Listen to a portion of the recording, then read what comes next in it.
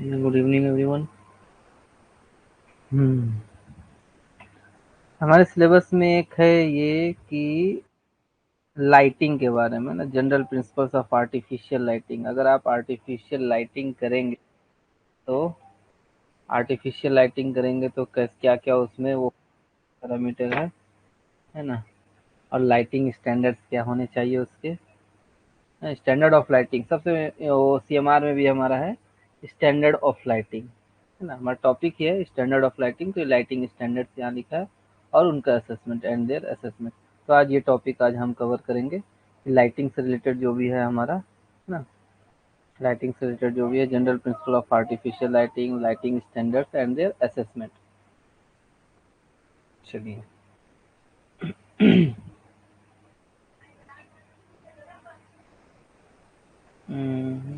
ये ठीक है, ये गैजेट में आया है।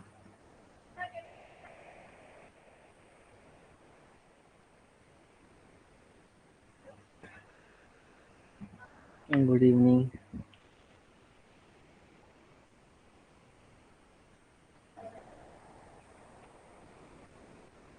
ठीक है, ये सीएमआर 2017 में इसके गैजेट में भी ये चीज़ दिया गया था। गैजेट में बाद में आया था 2018 में, 1 अक्टूबर 2018 में।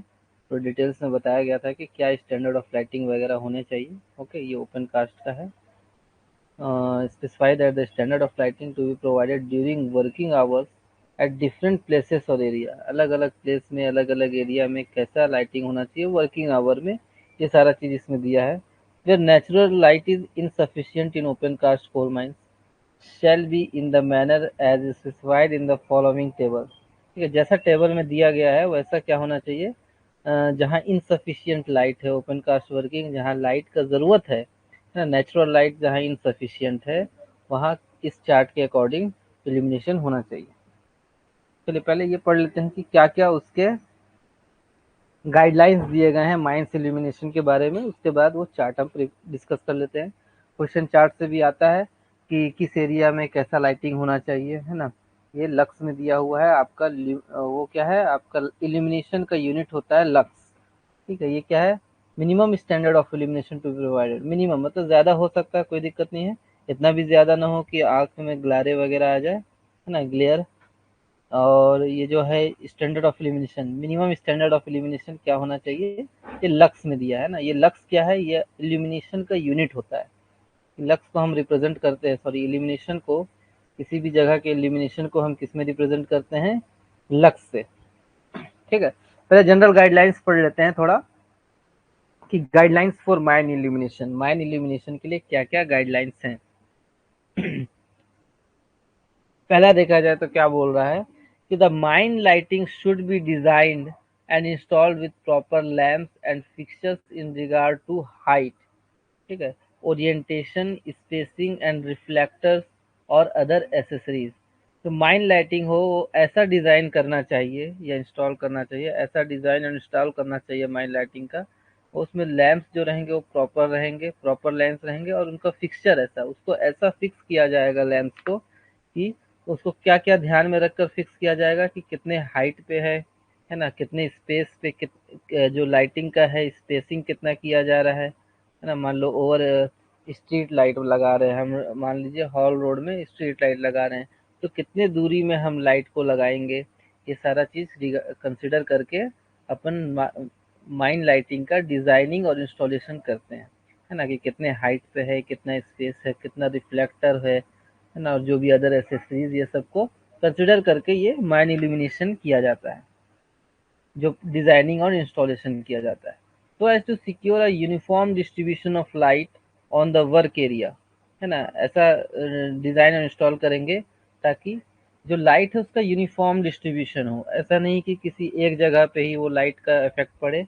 वो क्या है, लाइट जहाँ लगा रहे हैं तो वर्किंग एरिया जो भी है उस जगह पे पूरा यूनिफॉर्म डिस्ट्रीब्यूट रहे। ठीक है, for visual comfort, visual comfort हो मतलब आसानी से हम उसे देख सकें, हमारे आंखों में ज़्यादा स्ट्रेन वगैरह ना हो।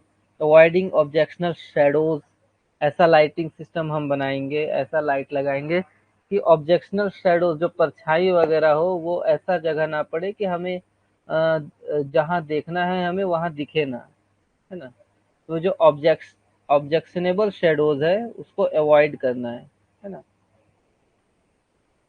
शार्प कॉन्ट्रास्ट ऑफ इंटेंसिटी, ग्लेरे, है ना, ग्लेयर आंखों में जो जैसे आप नाइट में ड्राइविंग करते होंगे तो सामने से आपके आंख में जो लाइट पड़ता है, तो क्या है, आंख बोलते हैं कि आंख में लाइट जो पड़ रहा है उसको क्या बोलेंगे, ग्लारे, है ना। इससे क्या होता है, आंख में आगे कुछ दिखता नहीं है, ठीक है। तो ये सब excessive grouping of light, light clutter मतलब क्या हो गया, एक्सेसिव ग्रुपिंग ऑफ लाइट।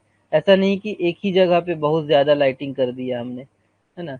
ये सारा चीज को हमें क्या करना है, अवॉइड करना है। And light pollution to prevent the strain on the eyes. एक लाइट पॉल्यूशन भी होता है कि बहुत ही ज़्यादा अगर वहाँ बहुत ही ज़्यादा ही पावर का लाइट है तो आँख में उस लाइट को आप देखोगे तो आँख में क्या है, चुभन सा होता है ना, स्ट्रेन होता है। तो ऐसा ना हो कि ये लाइट पॉल्यूशन हो कि हमारे आँख में स्ट्रेन हो।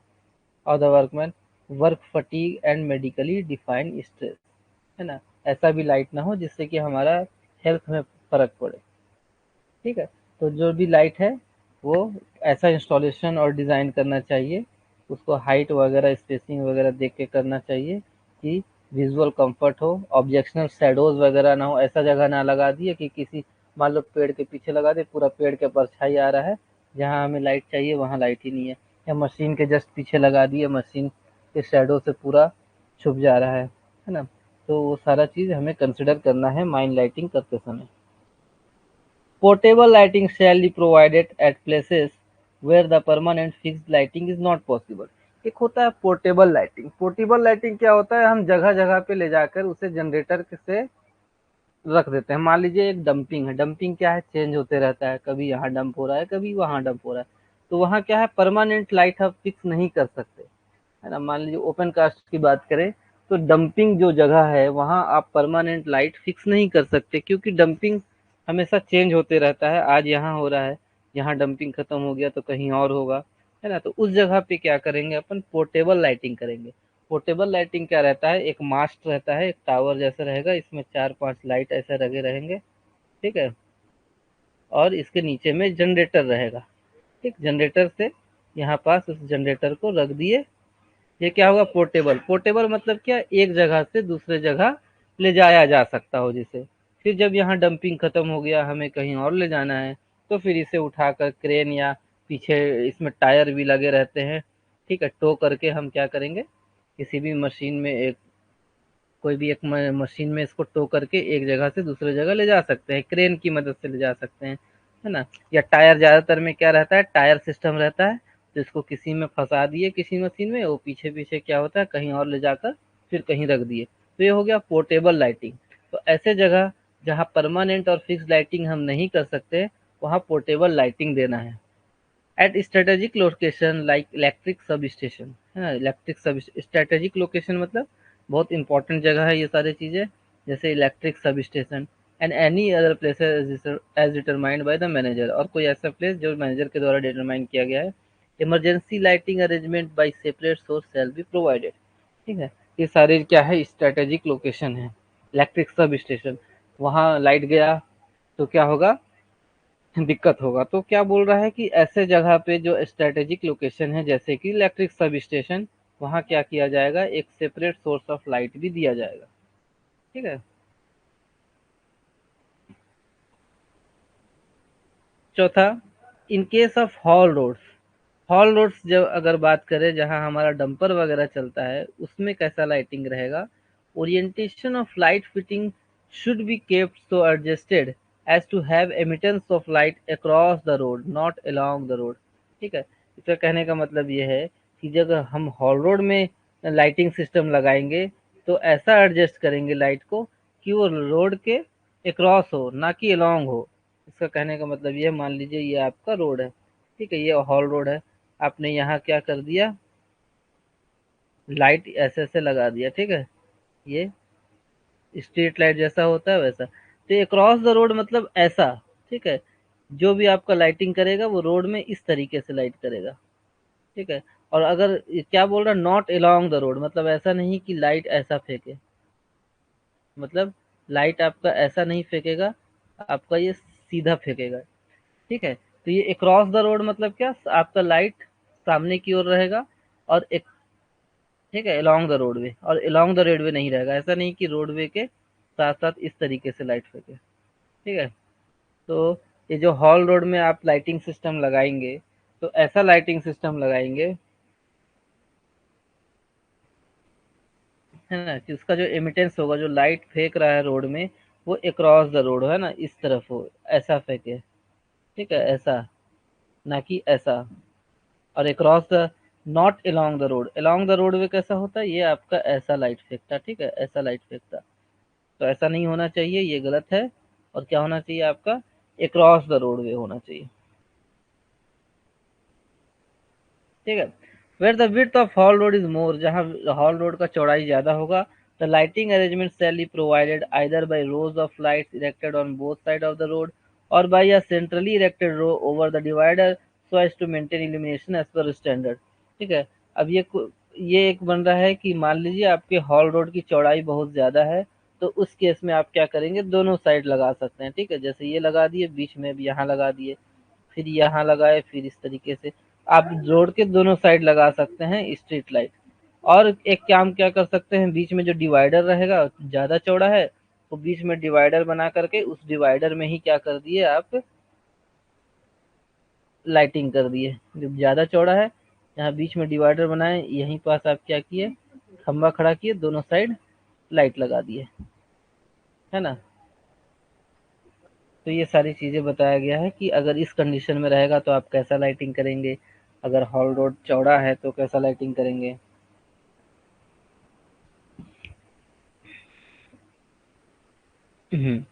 Lighting arrangement at working places of heavy machinery, dump yard or stock yard, and other loading unloading areas shall be such that the formation of dark zone is avoided। जहाँ heavy machinery चल रहे हैं ना, बड़े बड़े machinery जहाँ चल रहे हैं, या डंप यार्ड है, स्टॉक यार्ड है, जहाँ कोयला डंप होता है, या मिट्टी डंप होता है, या स्टॉक यार्ड मतलब जहाँ कोयला स्टॉक किया जाता है ना, और कोई भी ऐसा जगह जहाँ लोडिंग अनलोडिंग हो रहा है, ऐसे जगह पे क्या होगा, ऐसा हम लाइटिंग का अरेंजमेंट करेंगे कि कहीं भी डार्क जोन ना हो, है ना। मान लीजिए आपका वो है, स्टॉक है, ऐसा लाइटिंग करेंगे कि हर जगह आपका लाइटिंग अच्छा से रोशनी पहुंचते रहे, है ना, कोई ऐसा जगह ना बचे जहाँ डार्क जोन हो, अंधेरा जगह कहीं ना होना चाहिए। Considering high mobility of hydraulic excavators, जो हाइड्रोलिक एक्सकेवेटर्स होते हैं, जो हाइड्रोलिक चलते हैं, हाइड्रोलिक शॉवेल, है ना, जिसमें हाइड्रोलिक ऑयल यूज होता है, the faces bench worked bye such machineries shall as far as practicable be illuminated by light source of machine matching mobility, so as to avoid chances of lag for want of shifting।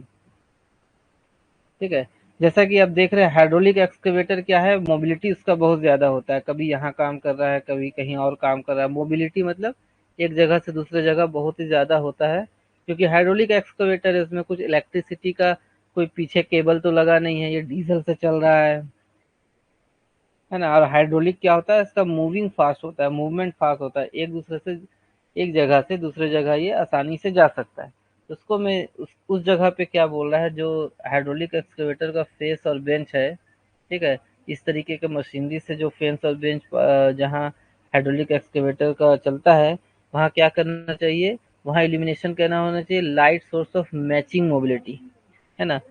एक ऐसा light source of matching mobility ऐसा बोल सकते हैं कि एक truck रहेगा, छोटा सा कैंपर जैसा बोलते हैं, कैंपर के पीछे में आप क्या क्या रहेगा, कैंपर के पीछे में ये लाइट वगैरह लगे रहेगा, है ना। कैंपर जो बुलेरो के पीछे नहीं, बुलेरो जैसा रहता है, पीछे सामान रखने का रहता है, तो यहाँ जनरेटर रहेगा, इसके साथ साथ क्या रहेगा, इसमें ऊपर लाइट लगा रहेगा, तो जहाँ ये हाइड्रोलिक एक्सकेवेटर चलते रहेंगे, क्योंकि ये एक जगह से दूसरे जगह जल्दी जल्दी शिफ्ट होते रहता है, कहीं यहाँ काम कर रहा है, कभी कहीं और चला गया, तो उसके साथ साथ क्या है, ये light light source of matching mobility upon use कर सकते हैं, है ना, ताकि इसे बार बार आसानी से इसे भी शिफ्ट किया जा सके। ठीक, एक तो ये हो गया। सातवां क्या है बोल रहा है, डंप और स्टॉक यार्ड, डंप और stock yard shall be eliminated by suitable number of high mass towers, light source. It shall also be ensured that adequate light reaches up to edge of active dump. ठीक है, यहाँ ये recommendation दिया गया है कि मान लीजिए आपका डंप यार्ड है जहाँ डंप हो रहा है, ठीक है, मिट्टी डंप हो रहा है या कोल स्टॉक है जहाँ को क्या हो रहा है, कोयला ला के स्टॉक किया जा रहा है ना, हीप बनाया जा रहा है, तो उस जगह पे क्या बोल रहा है, मास टावर, हाई मास टावर आप यूज करेंगे। हाई मास टावर क्या होता है, आपने देखा होगा आजकल नगर निगम भी यूज करने लगा है, बहुत बड़ा सा टावर रहता है ना।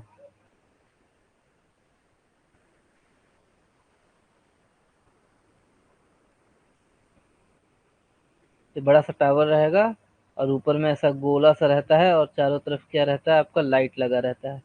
ठीक है, ये हाई मास टावर कहाँ यूज करा जाएगा, आपका डंप यार्ड में या स्टॉक यार्ड में जहाँ कोयला स्टॉक किया जा रहा है।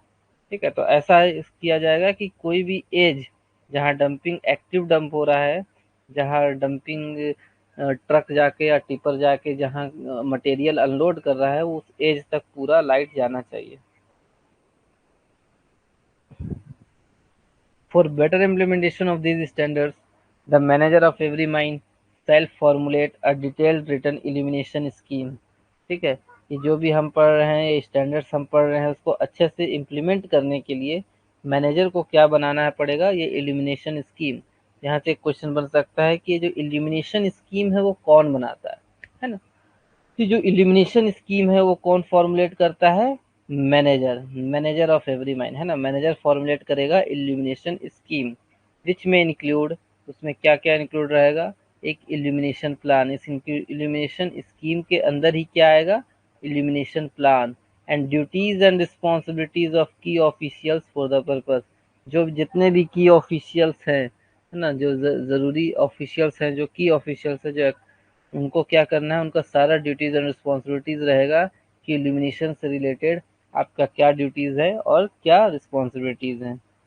ओके, नौवां पॉइंट देखें तो in respect of any particular place और operation in a mine where due to existence of some special conditions the manager is of the opinion that compliance as per stipulated minimum standard is not reasonably practicable, ही में provide elimination इन variance देयरऑफ। अगर कोई special condition फंसता है ना, और manager को ऐसा condition में, special condition में मैनेजर को लगता है कि जो मिनिमम इलिमिनेशन हमने चार्ट में दिया हुआ है वो हम मिनिमम इल्यूमिनेशन चार्ट में जो दिया है उसको हम नहीं पूरा कर सकते है ना, उसको उतना मिनिमम लाइटिंग हम नहीं दे सकते, तो उस केस में क्या किया जाएगा, इज नॉट प्रेफरेबल ही में प्रोवाइड इल्यूमिनेशन इन वेरिएंस, वो क्या कर सकता है, दूसरा कुछ और मिनिमम से भी कम में लाइटिंग कर सकता है ना, जो इल्यूमिनेशन है मिनिमम जो दिया हुआ है चार्ट में उससे कम में भी कर सकता है। therefore if he has indicated the modified minimum illumination to be provided, उस केस में वो क्या करेगा, जो भी मान लो आपका 10 हॉरिजॉन्टल दिया है मिनिमम, मान लो कुछ ऐसा कंडीशन फंसता है कि वहाँ 8 करना पड़ रहा है, हमारा मजबूरी है कि हम 8 से ज़्यादा नहीं कर सकते, तो ये क्या हो गया, 10 तो दिया गया है सीएमआर में जो हमारे, लेकिन हम कर क्या रहे हैं 8, तो इसका रीज़न भी देना पड़ेगा कि एक तो बताना पड़ेगा कि कितना मिनिमम किया आपने, है ना, ये बताना पड़ेगा कि मॉडिफाइड मिनिमम इल्यूमिनेशन आपने कितना किया, है ना। और एज द केस में भी इन द इल्यूमिनेशन स्कीम में भी लिखना पड़ेगा विथ प्रॉपर जस्टिफिकेशन, आपको प्रॉपर जस्टिफिकेशन देना पड़ेगा कि आखिर जो मिनिमम इल्यूमिनेशन बताया गया है स्टैंडर्ड, उसको क्यों फॉलो नहीं किया गया, फॉर द सेम जस्टिफिकेशन देना पड़ेगा, and submitted a copy thereof to the regional inspector, और उसका कॉपी जो है इल्यूमिनेशन स्कीम का, जिसमें ये बताया गया कि यहाँ मिनिमम इल्यूमिनेशन से स्टैंडर्ड जो है उससे कम किया गया है, उसका कॉपी किसको देना पड़ेगा, आरआई को, रीजनल इंस्पेक्टर को इसका कॉपी देना पड़ेगा कि यहाँ ऐसा ऐसा कंडीशन था जिस कारण से जो स्टैंडर्ड बताया गया है डीजीएमएस के द्वारा उससे कम स्टैंडर्ड में इल्यूमिनेशन करना मजबूरी है, जो भी है जस्टिफिकेशन आपको देना पड़ेगा। ठीक है, तो ये सब क्या थे, गाइडलाइंस थे कि कैसे कहाँ क्या इल्यूमिनेशन करना है। अगला क्या है, इल्यूमिनेशन सर्वे। इल्यूमिनेशन सर्वे की बात की जाए तो क्या करना है, जो इल्यूमिनेशन जो लाइटिंग सिस्टम हम माइंस में रखते हैं उसको क्या किया जाता है, सर्वे किया जाता है कि वो एडिक्वेट है कि नहीं, पर्याप्त है कि नहीं। ठीक है, इस केस में क्या किया जाता है, the manager of every mine, हर एक माइंस का manager shall arrange to conduct lighting survey. ठीक है, लाइटिंग सर्वे कंडक्ट कौन करवाता है, मैनेजर। ये सारे क्वेश्चंस बनते हैं इसी तरीके से कि लाइटिंग सर्वे जो होता है, इल्यूमिनेशन का सर्वे, मतलब लाइटिंग सर्वे जो होता है वो कौन करवाता है, मैनेजर करवाता है। Once at least in every month, ये भी क्वेश्चन बनता है कि जो लाइटिंग का सर्वे होता है या इल्यूमिनेशन सर्वे होता है वो कितने अंतराल में करना चाहिए, है ना, कितने इंटरवल में आपका लाइटिंग सर्वे करना चाहिए। तो हर मंथ, ठीक है, हर मंथ क्या करना चाहिए, लाइटिंग सर्वे करना चाहिए। कौन करवाता है, मैनेजर करवाता है। To ensure adequacy of illumination, जो आपके माइंस का इल्यूमिनेशन है उसको एडिक्वेसी को इंश्योर करने के लिए क्या करना है, हर मंथ, हर मंथ क्या करना है, पर मंथ आपको इल्यूमिनेशन सर्वे कराना है, या लाइट सर्वे भी बोल सकते हैं। While making such survey, इस तरीके का सर्वे करने के time, the measurement of lighting shall also be taken at point farthest from the source of light, lying within the limit of workplace or in hall road or traveling or haulage roadway as the case may be। ये जो सर्वे करेंगे हम, lighting सर्वे जो हम करेंगे उसमें क्या करना है, मान लो ये आपका लाइट है, ठीक है, ये लाइट का सोर्स है, यहाँ से आपका क्या है, लाइट जल रहा है। तो जहाँ तक ये लाइट जा रहा है ना, ये फारदेस्ट पॉइंट हो गया, ठीक है, यहाँ तक पॉइंट क्या है, लाइट जा रहा है। तो ये फारदेस्ट जो पॉइंट है, सोर्स ऑफ लाइट क्या है, ये सोर्स है, ठीक है, यहाँ क्या है, फारदेस्ट पॉइंट है। ऐसा बोल रहा है कि जो मेजरमेंट आप करेंगे तो फारदेस्ट पॉइंट का तक का मेजरमेंट करेंगे सोर्स ऑफ लाइट से, कि यहाँ पास कैसा इल्यूमिनेशन है, सही शॉट है कि नहीं, कितना इल्यूमिनेशन ये लास्ट पॉइंट तक है। ठीक है, a record of every such survey shall be maintained and signed by the competent person making the survey and countersigned and dated by the manager। ये जो भी है, जो भी सर्वे किया जाएगा लाइटिंग का, है ना, ये जो भी सर्वे किया जाएगा लाइटिंग का उसको मेंटेन करना है, और कॉम्पिटेंट पर्सन जो भी सर्वे किया है, जो कॉम्पिटेंट पर्सन है जिसे मैनेजर ने कॉम्पिटेंट पर्सन बनाया है उसका साइन रहेगा, है ना, मेकिंग द सर्वे, एंड उसके काउंटर साइन क्या रहेगा, उसके नीचे में मैनेजर का काउंटर साइन रहेगा। ठीक है, इस तरीके से आपको एलिमिनेशन सर्वे करना है। इम्पोर्टेंट क्या है, पर मंथ करना है। कौन करवाएगा, मैनेजर करेगा, करवाएगा कॉम्पिटेंट पर्सन से, जो सक्षम व्यक्ति है उससे करवाएगा। उसमें आपका मेंटेन करना है रिकॉर्ड को, साइन होगा और काउंटर साइन होगा मैनेजर का। ये भी क्वेश्चन बन सकता है कि मेजरमेंट ऑफ लाइटिंग कहाँ तक करेंगे, सोर्स ऑफ लाइट से फारदेस्ट पॉइंट, जो आखिरी पॉइंट तक जा रहा है लाइट, वहां तक के पॉइंट को क्या किया जाएगा, आपका इल्यूमिनेशन सर्वे।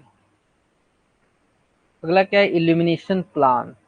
इल्यूमिनेशन प्लान के बारे में देखा जाए तो manager of every mine, her mines का मैनेजर क्या करेगा, इंश्योर करेगा कि illumination plan indicating the location of, हाँ, एक इल्यूमिनेशन प्लान हर माइंस का क्या बनाएगा, एक इल्यूमिनेशन प्लान बनाया जाएगा। मान लीजिए ये एक प्लान है, इल्यूमिनेशन प्लान, उसमें क्या क्या रहेगा, प्लेस, ठीक है, मान लो ये वर्किंग फेस है और ये क्या है, आपका डंपिंग एरिया है। ये प्लेस हो गया कि वर्किंग प्लेस में कैसा इल्यूमिनेशन है, किस टाइप का डिवाइस लगाया गया है ना, कैसा लैंप लगाया गया है, ये सारा चीज़ ये फेस का हो गया। फिर ये प्लान में ये डंप यार्ड है, हाँ, डंप यार्ड में आप कैसा इल्यूमिनेशन किए हैं, किस टाइप का लैंप लगाए हैं, है ना, उसका कितना कितना लक्स का इल्यूमिनेशन है, ओके, स्टैंडर्ड ऑफ लाइटिंग के अकॉर्डिंग है कि नहीं, ये सारा उस प्लान में रहेगा। तो एक इल्यूमिनेशन प्लान बनाया जाएगा। उस प्लान में क्या क्या इंडिकेट किया जाएगा, ये देखिए, ये सारी चीज़ें इंपॉर्टेंट है कि इल्यूमिनेशन प्लान में क्या क्या इंडिकेट किया जाता है। Indicating the location of places, location indicate रहेगा कि किस प्लेस में कैसा इल्यूमिनेशन है। टाइप ऑफ इल्यूमिनेटिंग डिवाइसेस, किस टाइप का आप इल्यूमिनेटिंग डिवाइस यूज़ कर रहे हैं। फिक्सचर्स कहाँ कहाँ फिक्स हुआ है। लैंप्स कैसा यूज़ कर रहे हैं, सपोर्ट्स, लाइट को जो सपोर्ट किया गया है वो कैसा यूज़ कर रहे हैं। Any other devices for illumination, ठीक है, इल्यूमिनेशन के लिए कोई भी दूसरा डिवाइस जो यूज़ कर रहा है वो सारा चीज़ इल्यूमिनेशन प्लान में रहेगा। And showing required as well as measured value of light at various places, ठीक है। अब ये भी शो किया जाएगा कि मान लीजिए डंप यार्ड में है तो वहाँ कितना ज़रूरत है, रिक्वायर्ड और मेजर्ड, है ना।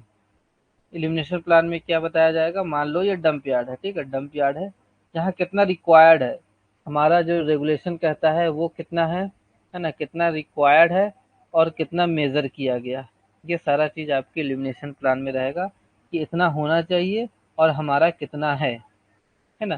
तो required as well as measured value of light at various places to be illuminated, ये सारा चीज़ आपका इल्यूमिनेशन प्लान में रहेगा। is maintained where any area of the mine is not in use or not needed to be lighted. The same shall be clearly marked and demarcated on the plan. अगर mines में कुछ ऐसा जगह है जहाँ lighting की ज़रूरत नहीं है, ठीक है, वो यूज़ में नहीं है, वो जगह नॉट इन यूज़ है ना, उस वो जगह यूज़ में नहीं है, वहाँ कोई भी आना जाना नहीं करता है ना, और not needed to be lighted, वहाँ लाइट करने की लाइटिंग करने की ज़रूरत नहीं है, तो ये सारा चीज़ भी आपका इल्यूमिनेशन प्लान में इंडिकेट करना पड़ेगा, है ना। Demarcated on the plan, plan में मार्क करना चाहिए, क्लियरली मार्क करना पड़ेगा कि कौन सा जगह है जहाँ आना जाना नॉट इन यूज है, ठीक है, और वहाँ लाइटिंग की जरूरत नहीं है, और रीजंस भी देना पड़ेगा कि क्यों वो जगह यूज में नहीं है।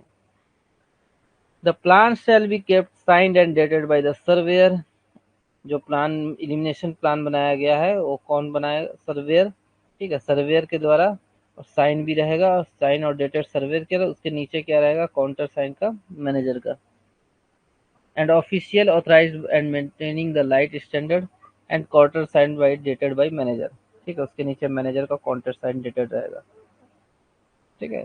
तो इल्यूमिनेशन प्लान में ये सारी चीज इंडिकेट होती हैं, ये जो इम्पोर्टेंट है,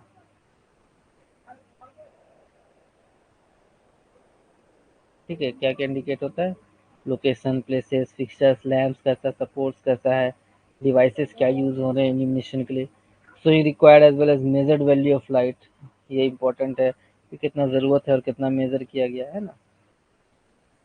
the illumination plan shall be brought up to date in every month, हर मंथ उसे अप टू डेट करना पड़ेगा, ये भी इम्पोर्टेंट है कि जो इल्यूमिनेशन प्लान है उसे कितने इंटरवल में अपडेट करना चाहिए, अप टू डेट रखना चाहिए ना। तो every month up to date रहना चाहिए based on the monthly illumination survey and considering the current status of working, ठीक है। जो मंथली इल्यूमिनेशन सर्वे रहे करेंगे हर उसके बेस्ड में हर हर महीने क्या किया जाएगा, जो आपका इल्यूमिनेशन प्लान है उसको अप टू डेट करते रहना चाहिए, कुछ भी चेंजेस हुए हैं उसमें अपडेट करते रहना चाहिए। चलो ये तो सारी चीज़ थे गाइडलाइंस कि इल्यूमिनेशन को कैसे करना चाहिए, इल्यूमिनेशन सर्वे कैसे करना चाहिए, इल्यूमिनेशन प्लान कैसे बनाना चाहिए ना, ये सारी चीज़ गाइडलाइंस। अब क्या ये चार्ट है, इससे भी क्वेश्चंस बहुत आते हैं, अलग से आपका सिलेबस में भी दिया हुआ है, तो ये इम्पोर्टेंट हो जाता है, ठीक है। तो इसको थोड़ा सा ट्रिक से याद करना पड़ेगा कि जितने भी चलने वाले रास्ते हैं उसमें कितना होता है, 10 हॉरिजॉन्टल, ओके, जिसमें गाड़ियां चलती है या ह्यूमन बींग या इंसान चलता है, वर्कर चलता है या गाड़ी चलते हैं, उस चलने वाले रास्ते को क्या बोला जाएगा, 10 हॉरिजॉन्टल। जैसे देखिए हॉल रोड्स, एक ट्रिक से इसको याद करेंगे, है ना, बड़ा चार्ट है, लगभग इसमें 20 20 पॉइंट है ना, 20 पॉइंट है, इसको एक ट्रिक से ही याद करना पड़ेगा, वरना बाकी सब अपना अपना ट्रिक बना सकते हैं। देखिए चलने वाला रास्ता चाहे वो हॉल रोड गाड़ी चलती हो या वर्कर चलते हो, तो hall road for trucks and dumpers, truck और डंपर के लिए जो हॉल रोड्स होते हैं वो कितना है, उसमें 10 हॉरिजॉन्टल, 10 हॉरिजॉन्टल, हॉरिजॉन्टल और वर्टिकल भी देख लीजिए क्या है, ठीक है। मान लीजिए आपका ये लाइट है, ये लाइट लगा हुआ है, ठीक, ये आपका हॉल रोड है,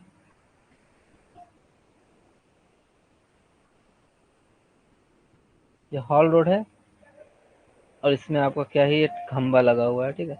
10 हॉरिजॉन्टल मतलब ये जमीन में आपको आगे 10 हॉरिजॉन्टल दिखना चाहिए, और वर्टिकल मतलब ऊपर, मतलब ऐसा, एक मिनट ये तो थोड़ा कॉम्प्लिकेटेड हो जा रहा है, इससे समझिए आप, मान लीजिए ये आपका वर्किंग फेस है, ठीक है, ओपन कास्ट माइन से वर्किंग फेस है, और यहाँ आपका क्या लगा हुआ है, शॉवेल लगा हुआ है,